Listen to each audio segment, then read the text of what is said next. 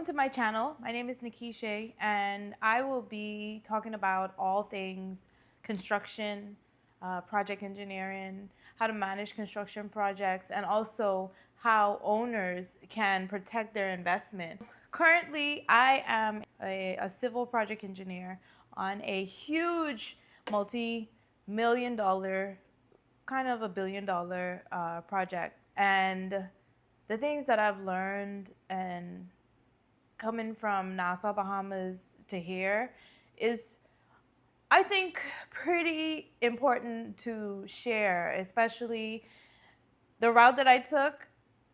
You don't have to take that route. Like there are other options. There are faster options to get to where I am right now. But I mean, I wouldn't have had it any other way. I learned a lot, and I am the person that I am today because of those lessons. So let's talk about my origin. I grew up in Nassau, Bahamas. I was born in the United States. I migrated back to the Bahamas with my family, my mom, and my grandmother. I was raised by a single mom, and I was all she had for a really long time. And well, forever. I love being an only child, or I loved being an only child up until I was like 6 or 7 years old. I was self-taught a lot of things. I picked up a lot of things from the things that from around me and the people that I saw. So, it was my childhood was amazing.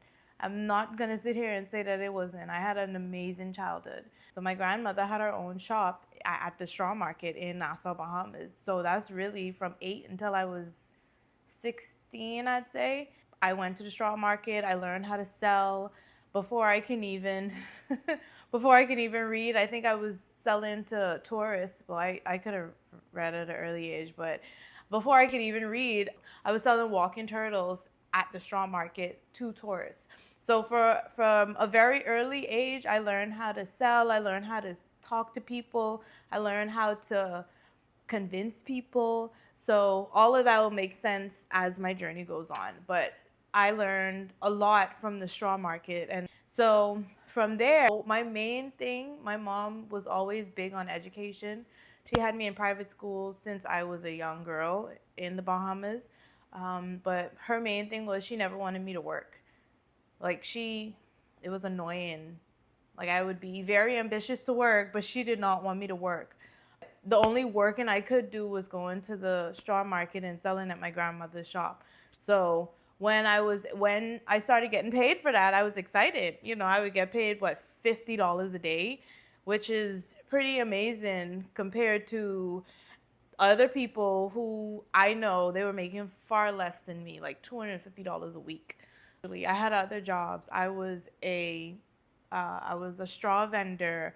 I sold DVDs, and at the age of 18, I moved to America, which is where I was born. I moved to America, and I started in various telesales jobs. I started as a T-Mobile rep. I sold phones. I sold all these things as my first job in the U.S. So I got a job in inbound telesales. So it paid the bills for that period of time. It paid the bills, and soon enough, though, I realized that I didn't have enough money saved to move to a whole other country by myself. So what I did was I improvised. I moved back to the Bahamas for 5 years, stacked up my money, and came back with a better foundation, a better idea of what I wanted to do and how I wanted to do it, a better goal. Like the first time I came, I did not have a goal set. Like I was just hoping for the best. And I realized very soon that America is not the place where you want to hope for something to happen, especially when you don't have a good foundation. So I came back with that mentality, and I understood the assignment this time. And from then until now, I've had several telesales jobs. When I moved back here, I did Uber, I did Lyft, I did Uber Eats for about a year and a half. At that time, I had a Honda Civic, and that Honda Civic got me as far as it could get me. Okay? Shout out to Honda. But I had a difficult time because in between doing this, I was also going to school. I went to a community college, our local community college, for 2 years, and that's where I got my associates. And then I transferred to a public university where I got my bachelor's of science in construction management, and that's where we all was. I guess that's where we could pick up the story. But I do have a lot of experience. I have experience in management. I was an operations manager for those 4 years that I was back, 4.5 years that I was back in the Bahamas. I started out as a cashier, and I eventually moved up to operations manager very, very quickly because I was not playing. I knew the assignment, I knew what I was there for, and I knew I had to save, I had to make as much money so I could save it, so I could get back to the goal, to the vision that I wanted to bring to fruition. I did operations management for 4 years at a convenience store and a gas station. 2 years after that, I'd be in that gas station on the inside. We opened a deli, and with that deli, I became a deli manager. So, things. I am a person that's very resilient, and I am able to withstand anything you throw at me, almost anything. I'm here to give you an idea of what you need to be in order to be great in this world, period. You have to be resilient. You have to be open to changes. You have to be flexible. You have to be hardworking. Hardworking, especially. I'm not here to tell you that becoming a project engineer or becoming a project manager is easy. There are steps you have to take. It's not that easy, okay? There are things that you have to know, and I'm going to give you the fundamentals of what to know, how to be, what to do, etc., etc. The relationships that you need to form, etc. While I was in school, in college, pursuing my bachelor's, I took up an internship at the company that I would eventually be a project engineer on, but I became a intern at this company in their solar department. Now, what's important about this step is the fact that no, I am not a solar project engineer. I've met solar project engineers, and for our company at least, and they are badass, okay? They are able to execute and juggle at like 10 projects at one time. But being on the various teams, I got a sense of construction. I got a sense of office politics. I met a lot of people. I formed relationships also with a lot of people. And I was also able to get my foot in the door, which is very important, get my foot in the door and also become someone whose face was familiar, whose name was familiar.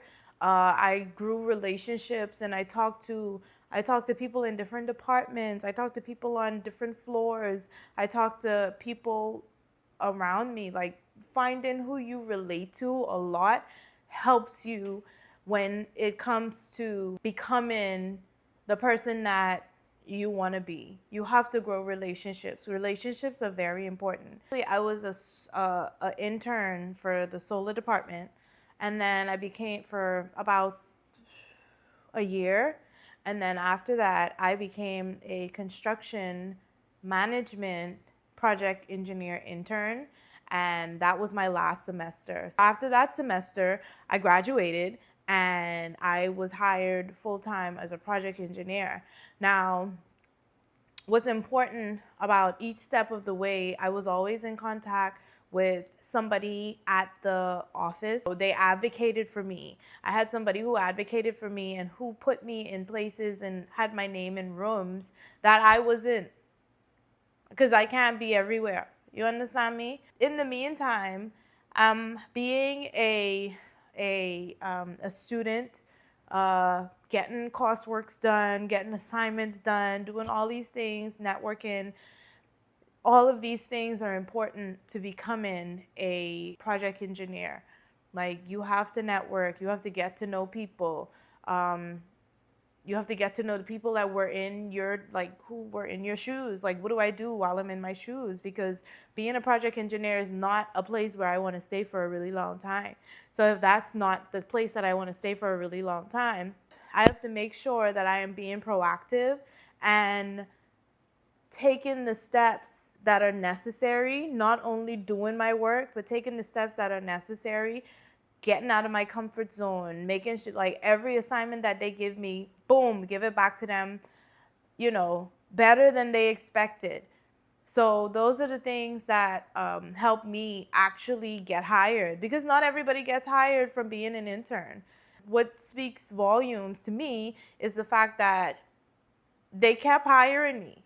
They kept, hey, you want to extend your hey, you want to try a different department, hey. So it wasn't only, oh, I'm just going to sit here and wait for somebody to choose me. And no, I was out there, I was getting it, I was making sure I was getting it. That's just my character. I am the type of person that will go and get it. Like, if the opportunity is there, go and get it. But you also have to remember having corporate skills. You have to remember having social skills, because you can be shy, but if you really want to be the person that they remember, like, you have to be the person that they remember, So, and this is only if you're taking the steps from being an intern to being full time. Like, there are a lot of people that stayed in there, like, they still worked, but they didn't work in construction. And what they did was they waited until they graduated to start looking for a job in construction. I didn't do that, because a lot of people did not want to start from the bottom. I started from the bottom. I started as an intern. So whatever that means, the pay wasn't as that much. You're looked at as the intern. Think about that. Like, how do you look at an intern? However you ever looked at an intern, that's how. But I know that in order for me to get in with this company, I had to be the person that stuck with it and was an exceptional intern. That's how I was able to move from intern to a project engineer in construction management. So from one side of the company to the next. That's really how I got here. What's next is getting good at my job, moving up the ranks, getting more experience, and becoming a badass project manager. Like, that's my goal. Like, I want to be the project manager that protects the owner's investment, protects my company's investment, protects and make sure nothing gets by me. Yeah, so I want to wrap this up by saying, if you want to learn more, subscribe. We're just getting started.